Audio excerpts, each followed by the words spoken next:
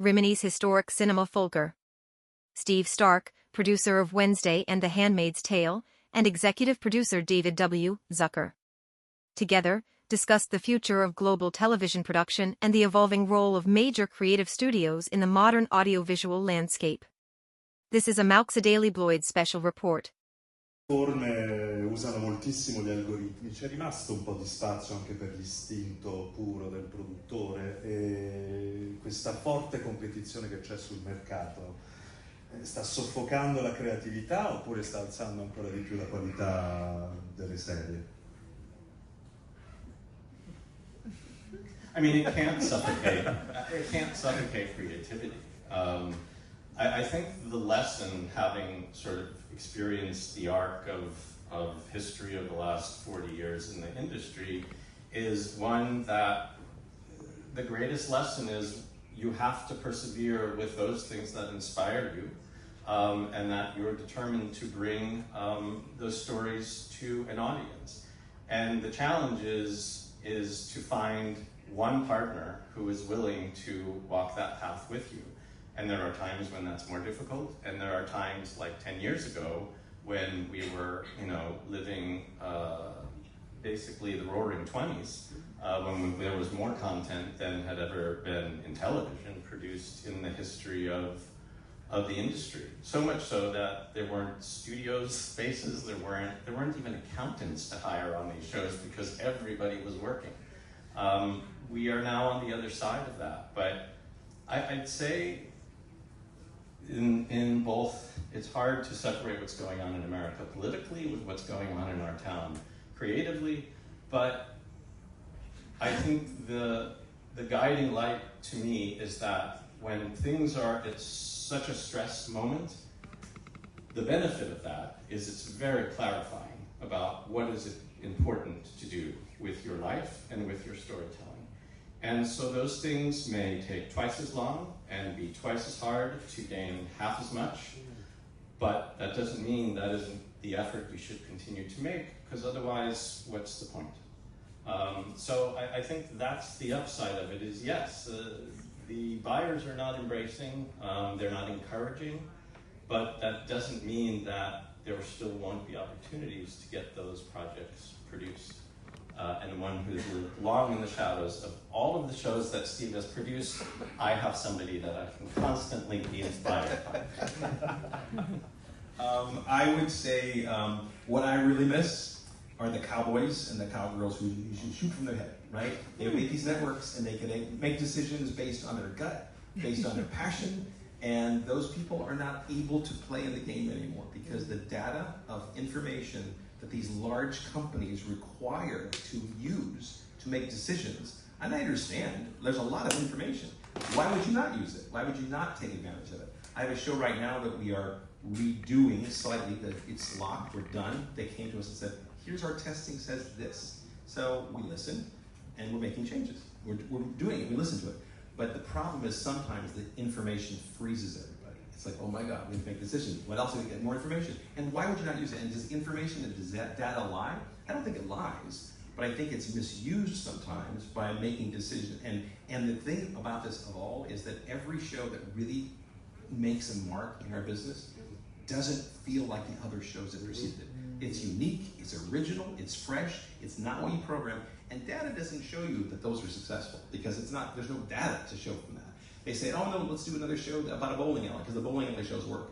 Like, let's do that, but they don't show you how you can bring it. So it puts so much burden on David and I because the passion has to come from us.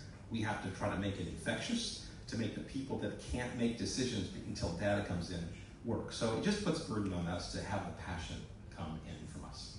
The one other thing I just want to add to that, particularly because Judith is here, in producing, to me, there is no more exciting moment than when you have a piece of material that you want to share with talent, to directors, to heads of department, to actors. And when it's kind of like, very much like parenting. It's like suddenly this little child exists and you want it out in the world and see if people embrace it and say, I'd like to be part of that life. That no one can take away from us. whether you are, writing in your garage or you are conceiving ideas to direct, on your screen. To be able to go out to talent of high caliber who responds in the way that you did, there's no greater thrill than seeing it on screen. But that's something no one can take away. È stato molto lavoro, è stata fortuna, è stato... Me first? I have always been driven by kind of this crazy passion for what I do, and I honestly think you need a little bit of that craziness in your head to do this, because it's a constant rejection. So I just didn't stop. I just was so, and the real breaking moment for me was a mentor. Having a mentor is everything, right? And I had an amazing mentor. I had two. One was a guy named Bob Banner, who you will never have heard of before, but he was one of the pioneers of television. He came back to speak at, David and I went to college together in Northwestern University, and we've been friends for a long time, but at the university he came back and taught a class on how to produce a television show. And long story short, they chose my idea, which was to feature my talented classmates in a talent show. It's a very simple idea called Rising Stars. Long story, was invited to LA to work on it. They merged another show idea called Talent Challenge, which was a game show talent show, and became the show Star Search. And that ran for 13 years here in America. And it launched my career, even though I was just casting it. So I had a lucky break because of that mentor. My other mentor was an amazing human being named Gary Marshall. You might know. Gary Marshall is a brilliant man, and he said to me once, I said, how do you have the responsibility of all these shows on television?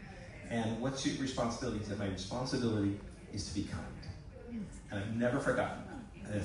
That's driven me ever since then. So I love those men, and they were great members of mine, so I was lucky. And you? I had a different experience at Northwestern than Steve. I was interested in, I wanted to be a sports broadcaster in college, but then ESPN came and it seemed too much for me.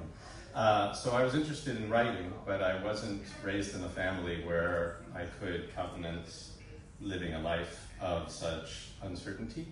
I was raised to have a regular salary and health care. So my sister, when I was in college, said, teach yourself to type and then you won't have to go into the mailroom. And that proved true. So much so that I didn't know how fast I typed. And when I applied for my first job, you have to take a typing test. I don't think that exists anymore, but I didn't know how fast to record my estimate of how I type. And I was told by the woman who ultimately hired me that I was the first person in her entire career who guessed low. Because I didn't know what a good typing score was. Even though I never had to type in my jobs, that got me started. And I began working in casting and then into development. And I'd say my guiding principle is not much different than Steve's, in that I approach opportunities to work the way I approached professors at university, which was, I didn't care as much about the topic, I cared about the teacher and how much I would learn from him or her. And the other thing I learned fairly early on when I was an assistant was I saw a lot of misery and miserable people. And I was determined that I was never going to become cynical or unhappy in the work, and if I was, then I would leave. And so I just feel very, very fortunate that I've managed to be connected with people who have really served in a similar role to what you described. And it's been an extraordinary experience as a result, but it was led by the people.